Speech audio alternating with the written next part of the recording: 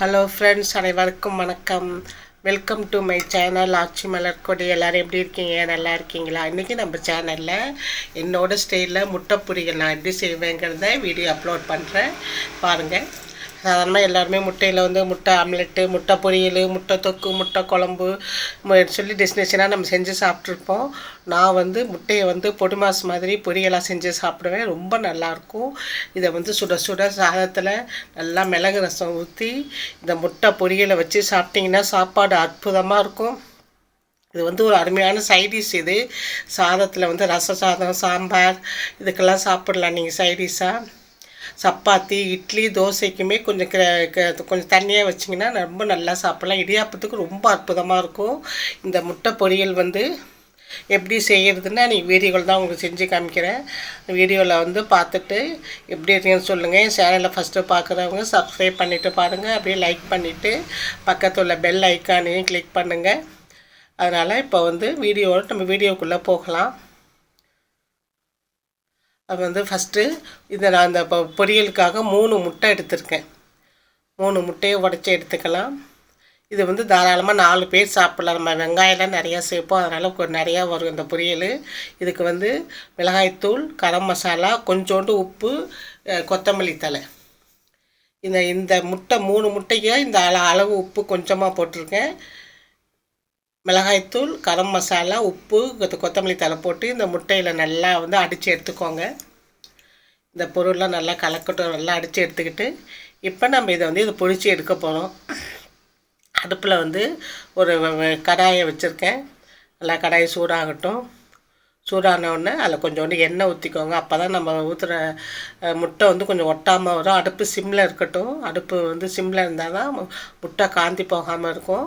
இந்த சமயத்தில் நம்ம அடித்து வச்சுருந்த முட்டையை வந்து முட்டை கலவையை இதில் ஊற்றிக்கலாம். அடுப்பு சிம்லேயே இருக்கட்டும், இல்லைன்னா முட்டை காந்தி போயிடும். இந்த முட்டை வந்து சுற்றி ஓரங்கள்லாம் வெந்து நடுவுலையும் வெந்தோடனே இது மாதிரி கலக்கி விட்டுக்கோங்க. உடச்சி விட்டு கிளறி விட்டுக்கோங்க. முட்டை எல்லா பக்கமும் நல்லா வெந்து வந்தால் போதும். முட்டை சீக்கிரம் வெந்துடும். அந்த சட்டி சூட்டுக்க இது மாதிரி நல்லா பரட்டிட்டு தூள் தூளாக உதுத்து விட்டுக்கோங்க. இது பொரியலுக்காக நம்ம செய்ய போகிறோம். இந்த இதுக்கு வந்த பிறகு நல்லா தூள் தூளாக உடச்சி விட்டுக்கோங்க. அப்போ தான் நல்லாயிருக்கும் பொரியலுக்கு. இப்போ ரெடி ஆகிட்டு ஆஃப் பண்ணிவிட்டு அடுத்து நம்ம தாளிப்பு கொடுக்கணும்.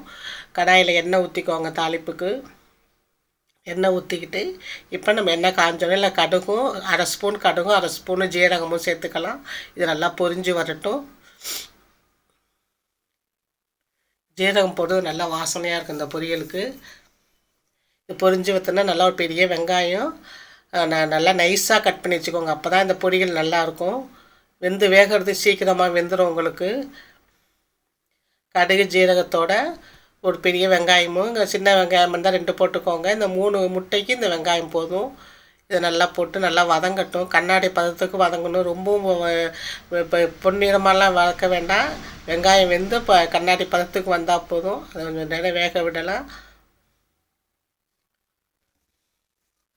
இது வெந்தோடனே இப்போ நல்லா 2 பழுத்த தக்காளியும் நான் அரைச்சி வச்சுருக்கேன். மீடியம் சைஸ் தக்காளி 2.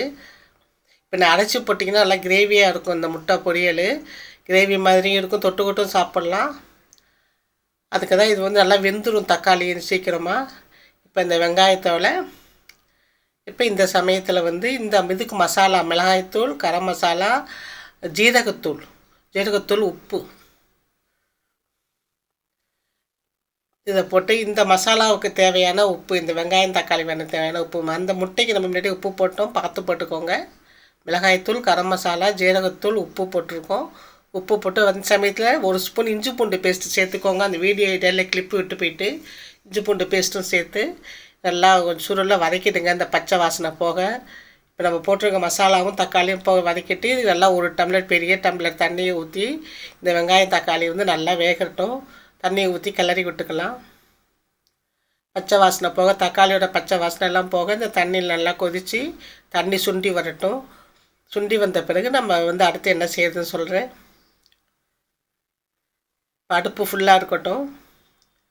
ஃபுல் ஃப்ளேமில் இருந்ததுன்னா உங்களுக்கு நல்லா சீக்கிரம் வந்து தண்ணி சுண்டி வந்து நல்லா இதுக்கு தயாராகிடும். இப்போ இந்த சமயத்தில் நம்ம வந்து பொரிச்சு வச்சுருக்கிற முட்டை பொரியலை இதில் சேர்த்துட வேண்டியது தான்.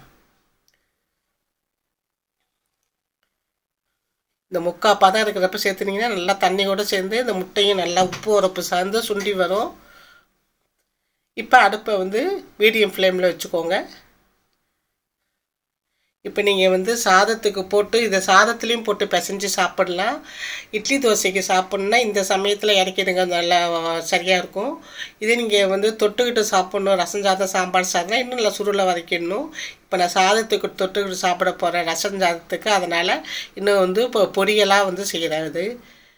இது கிரேவியாக இருக்கிறப்ப எடுத்துட்டிங்கன்னா இட்லி தோசைக்கு சாப்பிட்டிங்கன்னா அவ்வளோ ருசியாக இருக்கும். சப்பாத்திக்குனே உள்ள பிறந்தது தான் இந்த முட்டை பொரியல். இந்த சமயத்தில் இந்த கிரேவியாக இருக்கிறப்ப இறக்கிட்டிங்கன்னா சப்பாத்தியை தொட்டு நல்லா சாப்பிட்லாம். இப்போ நான் இன்னும் கொஞ்சம் சுண்ட வைக்கிறேன். நான் வச்சுருக்க ரசம் சாதத்துக்கு இப்போ சாப்பிட போகிறேன் இன்றைக்கி மதியத்துக்கு. அதனால் இந்த முட்டை இப்போ பாருங்கள் பொரியலாக வந்துட்டு அழகா அற்புதமாக இருக்கும். இந்த சமயத்தில் கொஞ்சோண்டு எண்ணெயை தெளிச்சுட்டு இது வந்து ஸ்கூல் லஞ்சு பாக்ஸுக்கு நீங்கள் சைடிஷாக நீங்கள் அழகாக பிள்ளைங்களுக்கு கொடுக்கலாம். இந்த முட்டை பொரியலே வந்து ப்ரெட்டை ரோஸ்ட் பண்ணிட்டு நடுவில் வச்சு நீங்கள் ரோஸ்ட் பண்ணிச்சிங்கன்னா ப்ரெட் ரோஸ்ட்டு ரொம்ப சூப்பராக வரும், ரொம்ப நல்லாவும் இருக்கும். இப்போ இறக்கி ரெடி ஆகிட்டு இப்போ முட்டை பொரியல் என்னோடய ஸ்டைலில். இந்த ஸ்டைலில் நீங்கள் செஞ்சு பாருங்கள், ரொம்ப நல்லா வந்திருக்கும், நல்லா ருசியாகவும் இருக்கும். இந்த முட்டை பொரியல் இதை சாதத்தில் வச்சு சாப்பிட்டு பார்க்குற மாதிரி அப்படியே அற்புதமாக ரசம் நல்லா சுட சுட ரசம் மதியத்துக்கு செஞ்சுருக்கேன் இன்றைக்கி. அந்த ரசம் சாதத்தோட இந்த முட்டை பொரியல் கொஞ்சம் எடுத்து அந்த சாதத்தில் வச்சு சாப்பிட்டா அப்படியே ருசி அற்புதமாக இருக்கும். வேலையும் சீக்கிரமாக முடிஞ்சிடும். என்றைக்காவது சமையல் செய்ய அலுப்பாக இருக்கிற சமயங்களில் வீட்டில் எதுவும் காய்கறி இல்லாத சமயம் முட்டையை வந்து பொரியல் செஞ்சு சாப்பிட்டா அன்றைக்கி சாப்பாடு வேலை முடிஞ்சிடும். ரொம்ப சிம்பிளான வேலை, ஆனால் ருசியான சாப்பாடு. இந்த முட்டை பொரியல் வீடியோ உங்களுக்கு பிடிச்சிருந்ததுன்னா சேனலை சப்ஸ்கிரைப் பண்ணி லைக் பண்ணி ஷேர் பண்ணுங்கள். தேங்க்ஸ் ஃபார் வாட்சிங். வாழ்க வளமுடன்.